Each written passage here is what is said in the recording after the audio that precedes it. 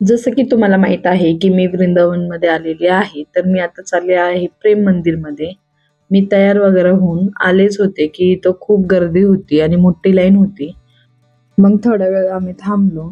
मग वेळ लागला इथंच. मग थोड्या वेळाने आम्हाला आतमध्ये सोडलं. गेटमधून एंट्री केली की हा असा एक छान आणि सुंदर गार्डन केलेला होता आणि ह्यात कृष्णाचे सगळे स्वरूप मांडलेले होते आणि छान असं फुलं वगैरे खूपच छान होती. मग चला वळूयात प्रेम मंदिरकडं. प्रेम मंदिराच्या भिंतीवर राधाकृष्णाच्या लीला आणि रासलीलेची सुंदर दृश्ये, शिल्पाकृतीचे स्वरूप कोरलेली आहेत. प्रेम मंदिर खरंच खूप छान आहे आणि खूप मोठं पण आहे. मग चला बघूया मंदिराच्या आत. मग मी आले आत आणि बघा वर किती छान असं लाइटिंग वगैरे केलेली आहे आणि मंदिराच्या आत इतकं बारीकीने काम केलेलं आहे.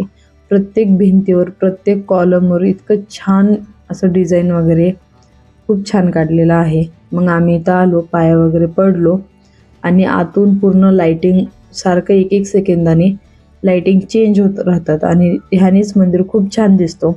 आम्ही इथं दर्शन वगैरे घेतलो. प्रेम मंदिर हे सीताराम आणि राधाकृष्ण ह्या स्वरूपात बांधलेलं आहे.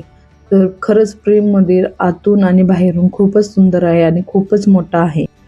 आणि या मंदिरची एक खूप छान खासियत आहे, कारण की रात्रीच्या वेळेस इतकं छान रंगीबेरंगी कलर चेंज होतो आणि हे खरंच खूप छान आहे. मग चला भेटूयात नेक्स्ट व्हिडिओ. बाय.